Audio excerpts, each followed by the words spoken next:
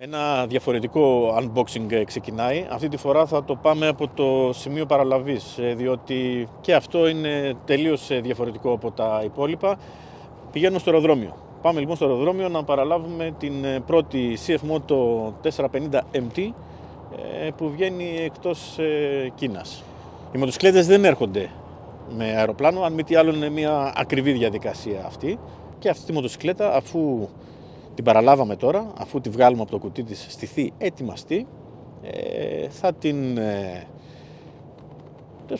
θα το πούμε ακριβώς, τις ετοιμάζουμε μερικές εκπλήξεις.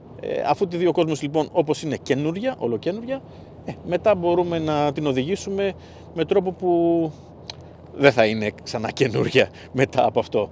Όλα αυτά πριν την παγκόσμια παρουσίασή της που θα γίνει στις Φιλιππίνες το τέλος περίπου Μαρτίου. Εκεί θα ταξιδέψουμε δύο μέσα από την Ελλάδα, δύο δημοσιογράφοι λοιπόν.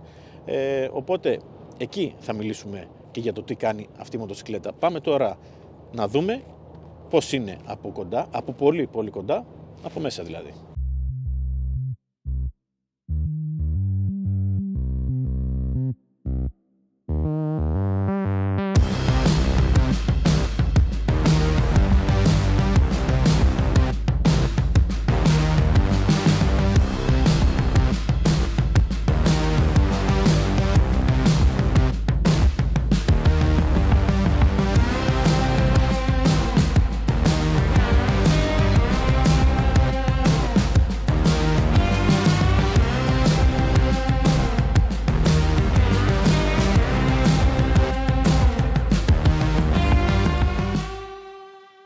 Όταν τα πράγματα κυλούν τόσο καλά, πέρα βέβαια από την αρχική καθυστέρηση, θυμόμαστε ότι είμαστε μια ευρωπαϊκή χώρα.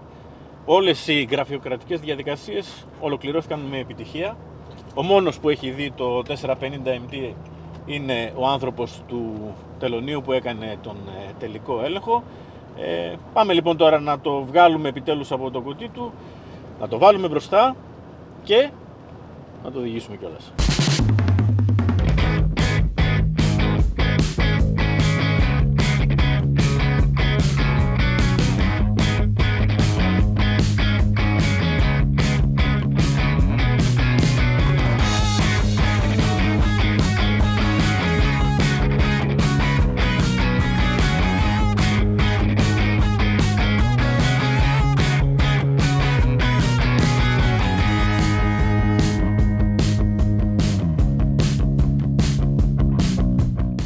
Το μακρύ ταξίδι έφτασε στο τέλος του. Το παραλάβαμε από το αεροδρόμιο, τελειώσαμε όλες τις γραφειοκρατικές διαδικασίες και έχει έρθει η ώρα να το βγάλουμε από το κουτί του. Αντώνη, εμείς κάναμε ό,τι μπορούσαμε και το φέραμε. Δικό σου. Το νέο CF Moto 450 MT έχει γίνει αυτή τη στιγμή ένα από τα μοντέλα με τις περισσότερες προπαραγγελίες στην σύγχρονη ιστορία της ελληνικής αγοράς, η οποία βία συρρικνώθηκε πάνω από μία δεκαετία πριν και τα τελευταία 2 χρόνια ανακάμπτει με γοργούς ρυθμούς, σημειώνοντας ιστορικό υψηλό 10 ετών.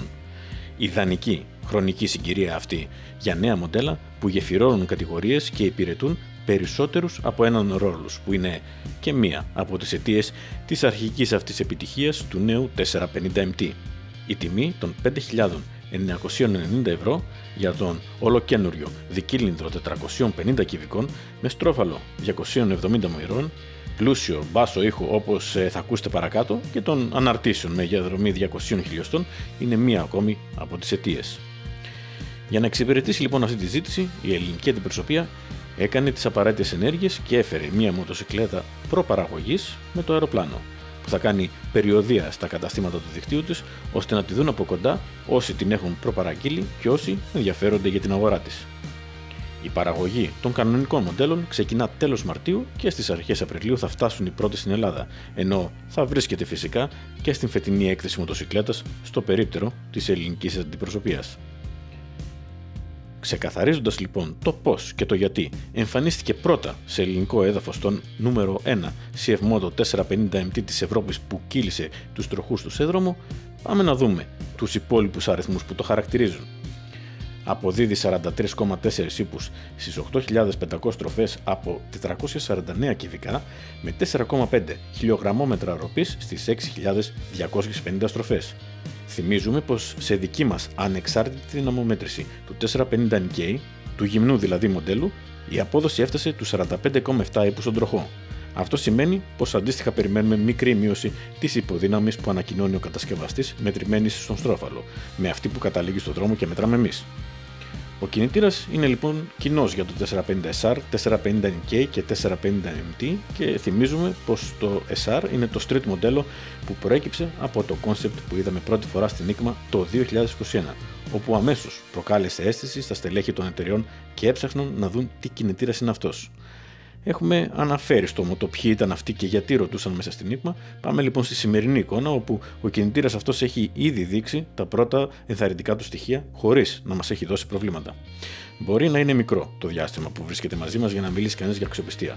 Όμως, ας αναλογιστεί κανείς πως στην Κίνα έχουν πουληθεί πολλές χιλιάδες τέτοιες μοτοσυκλέτες, ενώ έχουν και ενιαίο πρωτάθλημα σε πίστα, που κάλλιστα θα μπορούσε να φιλοξενήσει πανευρωπαϊκό πρωτάθλημα Superbike, όπως η πίστα που είδαμε από κοντά πριν λίγους μήνες στην πόλη Ζουτσόου, που έχει πληθυσμό όσο η Αθήνα.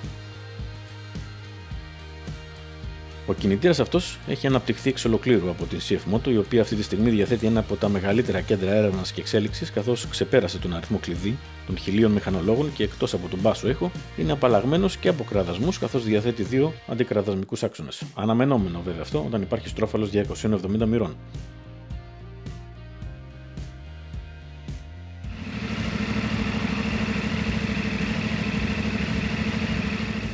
Ο κυβισμός προκύπτει από έμβολα διαμέτρου 72 χιλιοστών με διαδρομή 55,2 και οι αριθμοί αυτοί προδίδουν την ευστροφία και την ευκολία να ανεβάσει τροφές. Πράγμα απαραίτητο για την διπλή ζωή αυτού του κινητήρα σε μοτοσυκλέτες διαφορετικών κατηγοριών. Ο λόγος συμπίεσης είναι 11,5 προς 1, οπότε δεν θα δυσκολευτεί ιδιαίτερα σε περίπτωση που δεχτεί βενζίνη χαμηλότερων οκτανίων, ενώ το ύψος έλας των 820 χιλιοστών, εκτός από φυσιολογικό για την κατηγορία, συνδυάζεται και με το μικρό πλάτος, υποσχόμενο ευκολία για όλους τους αναβάτες ανεξαρτήτως αναστήματος. Το μεταξώνιο στα 1505 χιλιοστά ξεφεύγει από τον μέσο όρο της ευρύτερης κατηγορίας έως 500 κυβικά και αρχίζει να συγκρίνεται με το επόμενο σκαλοπάτι κυβισμού, μαρτυρώντας μια γεωμετρία που όταν συνδυάζεται με σωστά τοποθετημένο κέντρο βάρους ευνοεί την ευελιξία. Η CF Moto δηλώνει 175 κιλά συνολικού βάρους με άδειο το ρεζερβουάρ των 17,5 λίτρων που εξαιτίας της χαμηλής κατανάλωσης θα δώσει μια μέση αυτονομία 300 χιλιόμετρων. Εμείς πάντως περιμένουμε μια μέση κατανάλωση 4,5 λίτρων σε αστικό περιβάλλον. Το συνολικό βάρος υπολογίζεται με τον πλούσιο εξοπλισμό της μοτοσυκλέτας που έχει ποδιά, χούφτες, traction control και ABS, ενώ η ECU είναι επώνυμη και ανήκει στην Bosch. Το ABS απενεργοποιείται εύκολα στον πίσω τροχό από ξεχωριστό διακόπτη πιέζοντας για 2 δευτερόλεπτα με την μοτοσυκλέτα σταματημένη.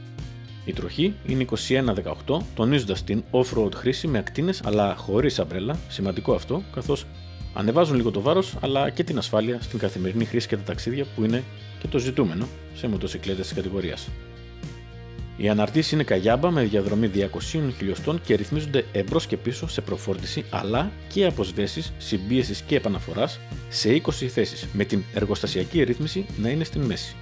Σημαντικό πως προσφέρει 2 σημεία έδρασης του πίσω αμορτισέρ στο μοχλικό, οπότε με μια σχετικά απλή διαδικασία που την κάνει κανείς μία φορά, χαμηλώνει αν θέλει το ύψος της σέλας κατά 15 με 20 χιλιοστά αναλόγως και την προφόρτιση που έχει επιλέξει.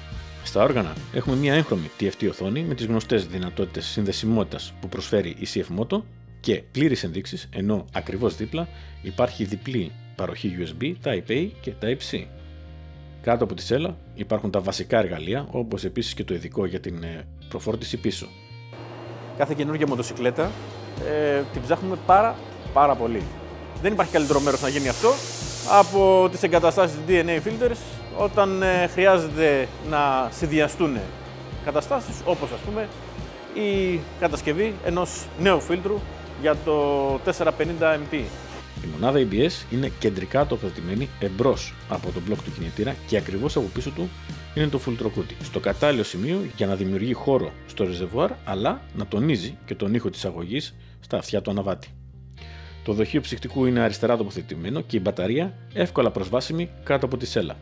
Κατά καιρούς έχουμε υπάρξει ιδιαίτερα επικριτικοί στη CF Moto για την ηλεκτρονική διαχείριση της γκαζιέρας, πράγμα που εδώ εξαλείφεται από τις ντίζες που οδηγούν τις πεταλούδες.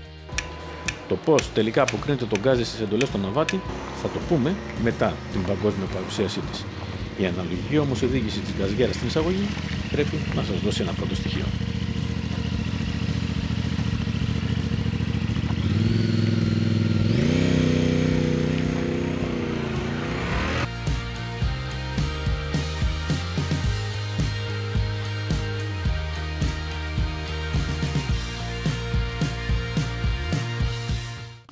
Αυτή λοιπόν ήταν η μικρή μας περιπέτεια με την παραλαβή της πρώτης 450 MT που ήρθε στην Ευρώπη και κυκλοφόρησε και στους δρόμους. Είναι ένα μοντέλο προπαραγωγής, το οποίο δεν το έχουμε στερήσει λοιπόν από κανέναν. Όπως ξέρετε, όλοι εσείς που το έχετε προπαραγγείλει θα έρθει τον Απρίλιο στα καταστήματα. Μέχρι τότε αυτή εδώ η μοτοσικλέτα θα κάνει μια περιοδεία ανά την Ελλάδα, ώστε να τη δουν όλοι οι ιδιοκτήτες και αυτοί που έχουν βάλει λοιπόν προπαραγγελίες, αλλά και αυτοί που θα ήθελαν να την παραγγείλουν. Αξίζουν εδώ τα εύσημα σε όλους αυτούς που προσπάθησαν ώστε να έρθει αυτή η μοτοσικλέτα εδώ νωρίτερα, διότι και μόνο το ρεπορικό της εισιτήριο κοστίζει πάνω κάτω περίπου όσο και η ίδια. Εμείς θα συνεχίσουμε λίγο να την μελετάμε στο μεσοδιάστημα. Έχουμε πολλά που θέλουμε να δούμε και για το τι κάνει και τις ικανότητές της στον δρόμο θα τα πούμε αμέσως μετά την παγκόσμια παρουσίασή της, η οποία θα γίνει στις Φιλιππίνες περίπου στα τέλη Μαρτίου και όπως είπαμε θα είμαστε 2 διαφορετικά μέσα εκεί. Μέχρι τότε υπομονή λοιπόν και μην ξεχάσετε να κάνετε μια εγγραφή στο κανάλι για να μην χάνετε όλα όσα ετοιμάζουμε.